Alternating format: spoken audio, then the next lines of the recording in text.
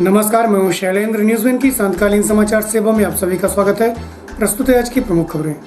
नहीं रुक रहा मौतों का सिलसिला। कोरोना संक्रमण से हुई जिला खाद्य आपूर्ति अधिकारी की मौत। जन समस्या एवं निजीकरण को लेकर जिला कांग्रेस कमेटी ने कलेक्ट्रेट का घेराव कर ज्ञापन सौंपा। प्रदेश में हाई अलर्ट के बाद जिले के संवेदनशील क्षेत्रों में बम निरोधक दस्ते ने दी दस्तक। अब खबरें विस्तार से।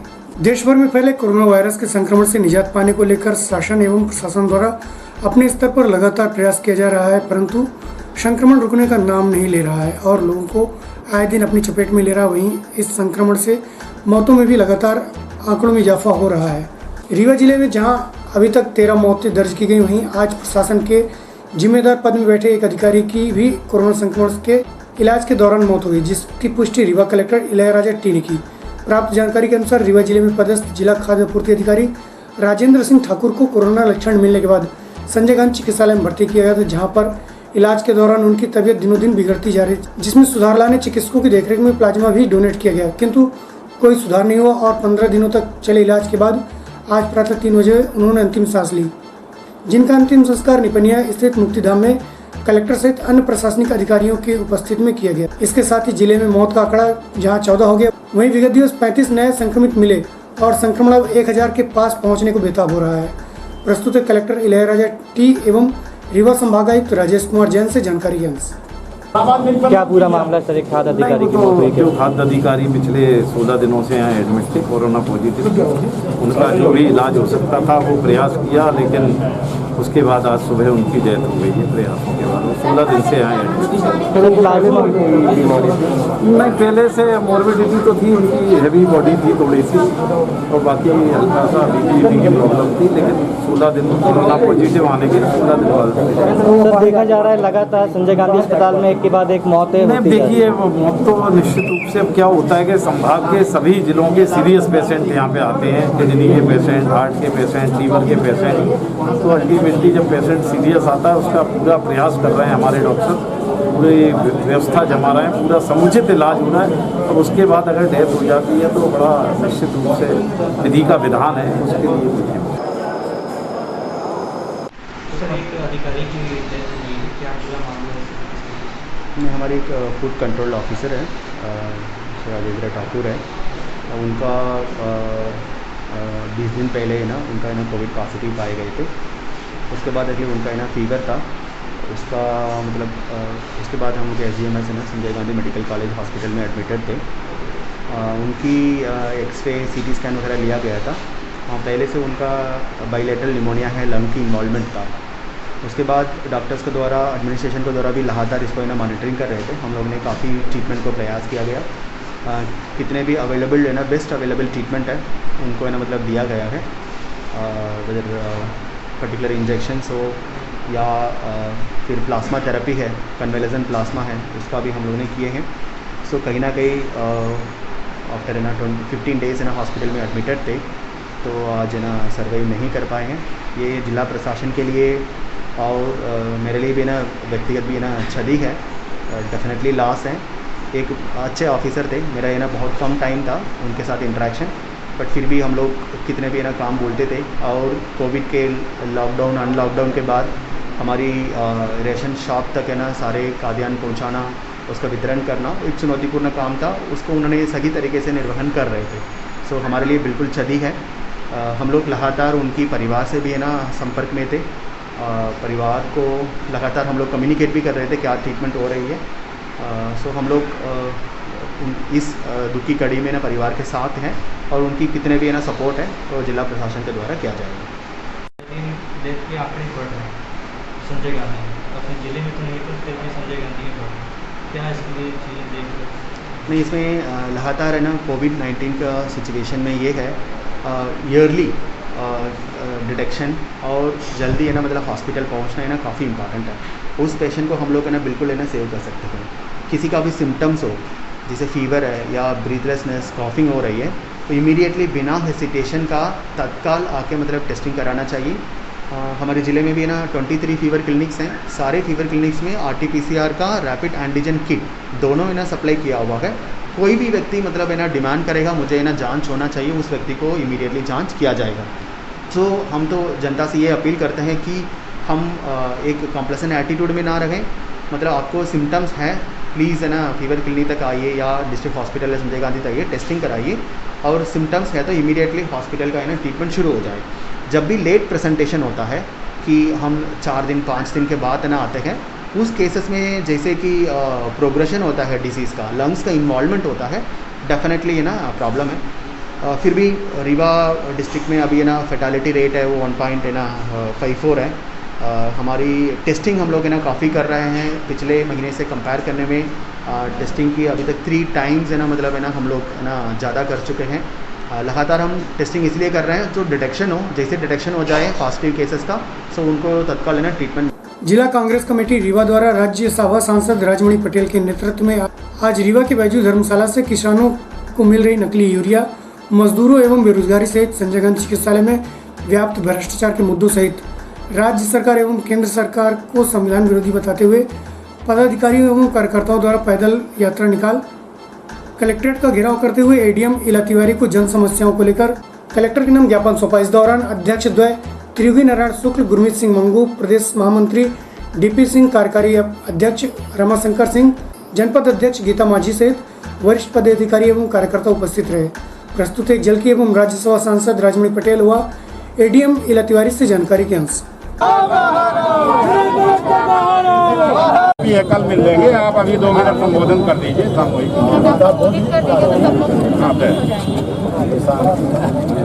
बोल दें।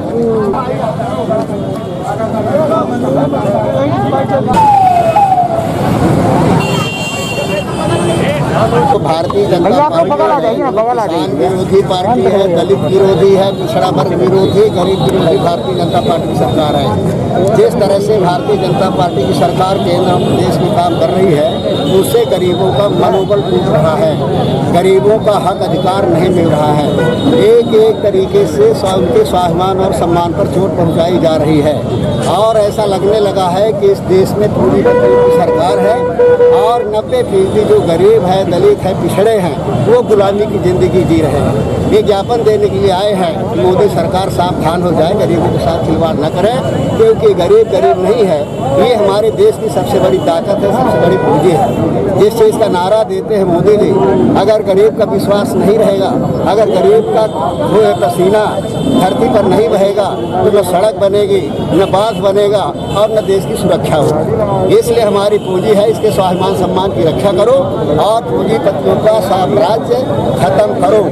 आज एक एक चीज़ें, देश की सारी चीज़ें, रेलवे हो, दूरसंचार हो, अब तो जंगल को भी निजीकरण में दे रहे हैं। वो जंगल जिसमें हमारी सरकार ने नारा दिया था कि गरीबों का इसमें हक होगा, जो जंगल का उत्पादन है उसमें गरीबों की हिस्सेदारी होगी, जो वन ग्राम है उन ग्रामों का विस्थापितकरण किया जाएगा गरीबों के नाम पर। आज वही जंगल पूंजीपतियों को हाथे में दिया जा रहा है। अपरोक्ष रूप से गरीबों के भविष्य के साथ खिलवाड़ की जा रही है, गरीबों का भविष्य बर्बाद हो जाएगा। अभी तो सरकार से गरीब लड़ता है कि पट्टा नहीं मिल रहा है, और जिस दिन प्राइवेट का हो जाएगा वो गरीब मकानहीन हो जाएगा, जमीन विहीन हो जाएगा, कंगाली की जीवन जीने के लिए बाध्य हो जाएगा। तमाम किसानों का आरक्षण सरकार ने नहीं दिया, केवल नारे देते रहे। किसान को कभी हक अधिकार नहीं दिया, उसका कभी बिजली का बिल माफ नहीं किया, उसका कर्जा माफ नहीं किया। जब किसान इस बात को लेकर के आगे आता है तो किसान को गोली मिलती है। हरियाणा आदिवासियों का जो बजट है वो लगातार कम होता जा रहा है, उनकी योजनाएं ठप होती जा रही है, उनकी हिस्सेदारी कम होती जा रही है। तो ये सरकार जो है साबित कर दिया है ये दलित विरोधी है, गरीब विरोधी है, किसान विरोधी सरकार है। और अब ये अच्छी तरह से प्रदेश और देश की जनता जानने लगी है। ये आगाह करने के लिए रैली थी कि सावधान हो जाओ मोदी जी, शोहरत के फिजाओं में इतना न उड़ो मोदी, परवाज न खो जाए कहीं ऊंची उड़ानों में। धन्यवाद। शिवराज सिंह चौहान का कार्यक्रम बार बार निरस्त हो रहा है, ये वो जाने उनका कार्यक्रम से कांग्रेस पार्टी मैडम संगठन वाले ज्ञापन देने आए थे, क्या मांगे थी? जिला कांग्रेस कमेटी के द्वारा कुछ बिंदुओं पर ज्ञापन सौंपा गया है। उसमें मुख्यतः खाद्य से संबंधित ज्ञापन है और इसके अतिरिक्त संजय गांधी में जो मृत्यु हुई थी उससे संबंधित बिंदुओं पर ज्ञापन सौंपा गया है। जिले स्तर से जो भी कार्यवाही संभव होगी वो नियमानुसार कार्यवाही की जाएगी और जिन बिंदुओं पर शासन स्तर से कार्यवाही होगी वो शासन को भेजा जाएगा। अवैध गिट्टी के अवैध परिवहन करने वालों के खिलाफ रीवा कलेक्टर इलैयाराजा टी एवं पुलिस अधीक्षक राकेश कुमार सिंह द्वारा अब तक की सबसे बड़ी कार्रवाई करते हुए सेमरिया सिरमौर चचाई मार्ग पर प्रशासन एवं पुलिस की 4 टीमों द्वारा एक साथ घेराबंदी कर 3 दर्जन से अधिक ट्रकों को एक साथ पकड़ कार्रवाई की, जिससे अवैध उत्खनन एवं परिवहन करने वालों में हड़कंप मच गया। डीएसपी यातायात मनोज वर्मा एवं एसडीओपी सिरमौर पीएस परस्ते के नेतृत्व में विभिन्न थानों के पुलिस द्वारा ट्रकों को जब्त कर कार्रवाई की जा रही है। प्रस्तुत एक जल की एवं पुलिस अधीक्षक राकेश कुमार सिंह से जानकारी के अंश।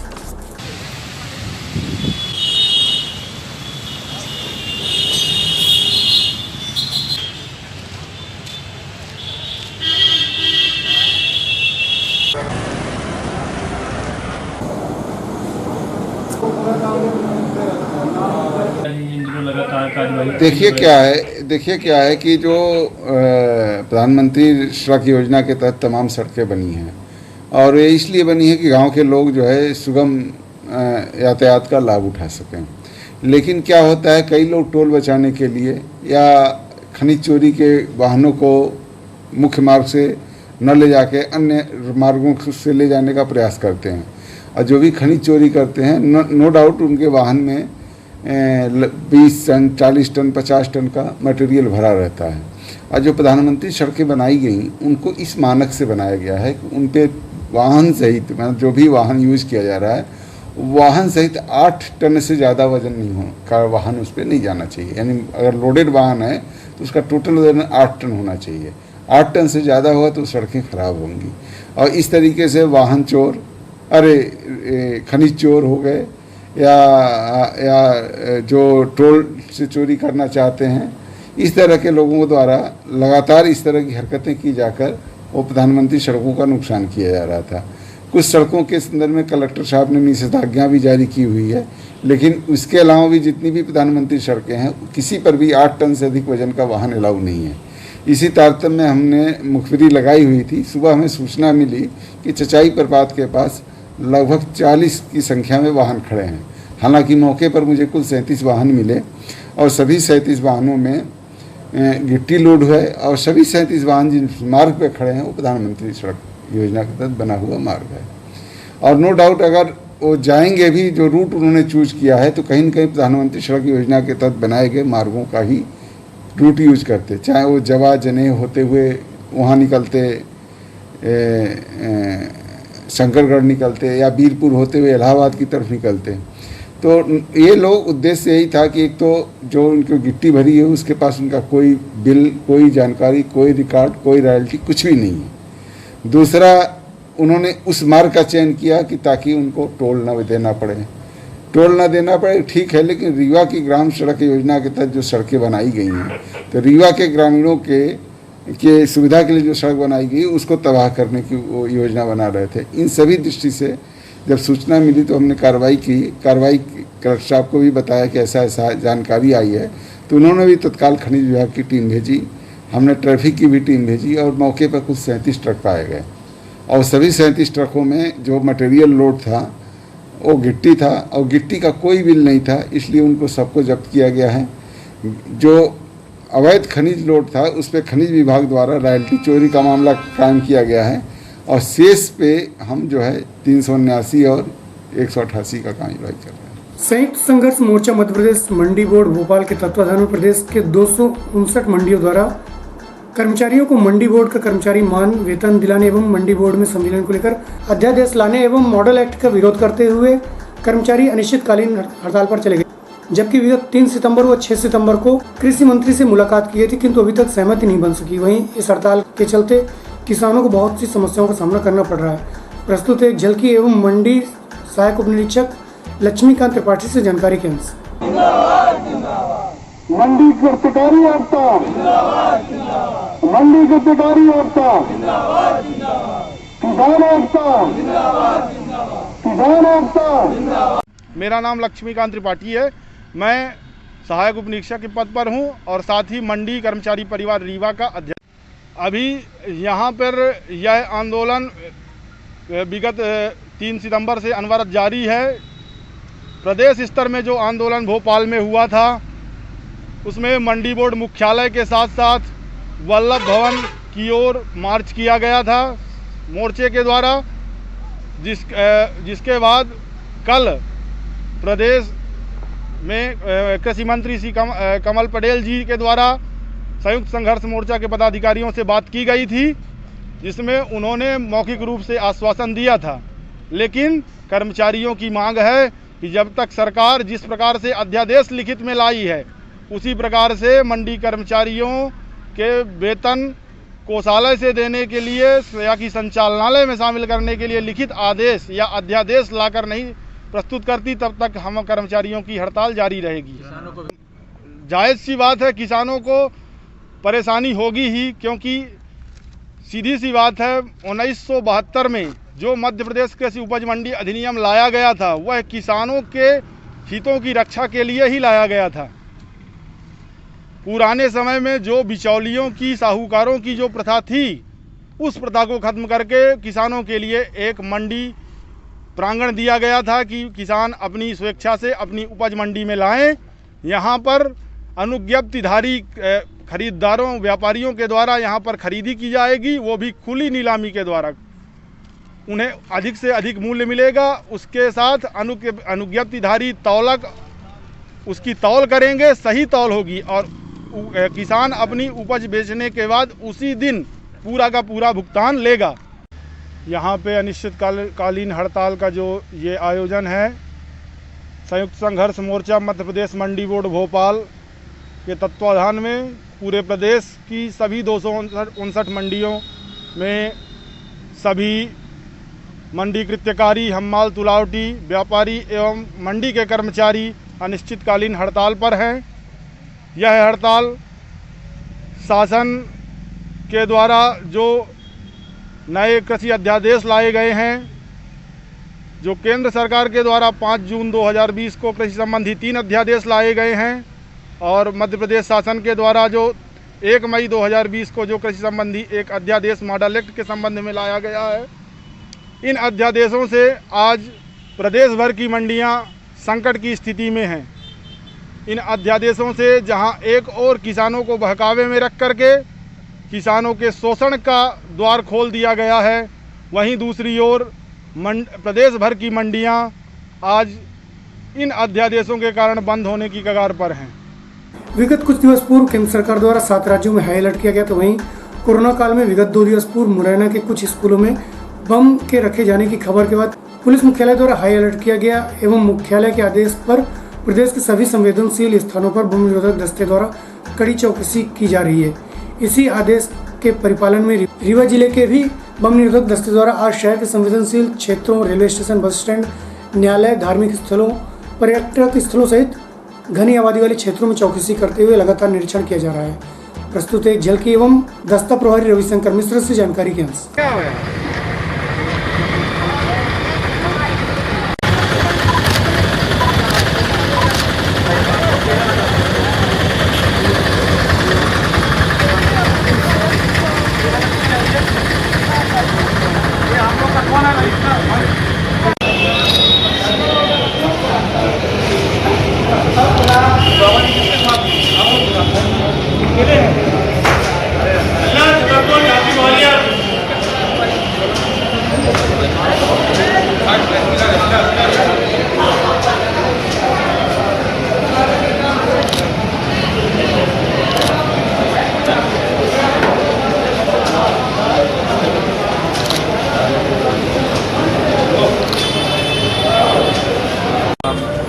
मुख्यालय के आदेशानुसार ये कुछ संवेदनशील स्थानों में जो अपने रीवा जिले की जैसे महत्वपूर्ण जगह हैं, बस स्टैंड है, रेलवे स्टेशन, न्यायालय परिसर और जैसे और भी कई महत्वपूर्ण जगह हैं, उनकी हम लोग एंटी सबटाज चेकिंग कर रहे हैं। कितने लोगों की टीम है? हम लोग की टीम 15 लोगों की कुल टीम है, जो 3 टीमों में डिवाइड करके रूटीन बाई चेकिंग की जा रही है। अभी तक कौन कौन से एरिया? अभी तक हम लोग गोरमा डैम है, बागसागर प्रोजेक्ट है, और गोविंदगढ़ किला है, रानी तालाब है, और ये आपका रेलवे स्टेशन, सतना, मैहर, चित्रकूट और सिंगरौली कहते हैं, गुड़ का जो टनल बन रहा है वहाँ भी गए, सौर प्लांट भी गए। बहुत सारी जगह जो शासन की नज़र में महत्वपूर्ण जगह हैं, सीधी भी गए, सीधी कोर्ट, न्यायालय परिसर, सभी जगह। सर क्या रीज़न है इसका? रीज़न कुछ नहीं सर, सुरक्षा की दृष्टि से कुछ 7 राज्यों में हाई अलर्ट चल रहा था, उसी मद्देनज़र में ये चेकिंग कराई जा रही है। गुड नेम सर, हाँ? नेम? इसका मेरा नाम तो रविशंकर मिश्रा है। चलते चलते आज की प्रमुख खबरें एक बार पुनः। नहीं रुक रहा मौतों का सिलसिला, कोरोना संक्रमण से हुई जिला खाद्य आपूर्ति अधिकारी की मौत। जन समस्या एवं निजीकरण को लेकर जिला कांग्रेस कमेटी ने कलेक्ट्रेट का घेराव कर ज्ञापन सौंपा। प्रदेश में हाई अलर्ट के बाद जिले के संवेदनशील क्षेत्रों में बम निरोधक दस्ते ने दी दस्तक। आज की खबरों में बस इतना ही। कल पुनः उपस्थित होंगे नई खबरों के साथ। तब तक के लिए हमें इजाजत दीजिए। नमस्कार।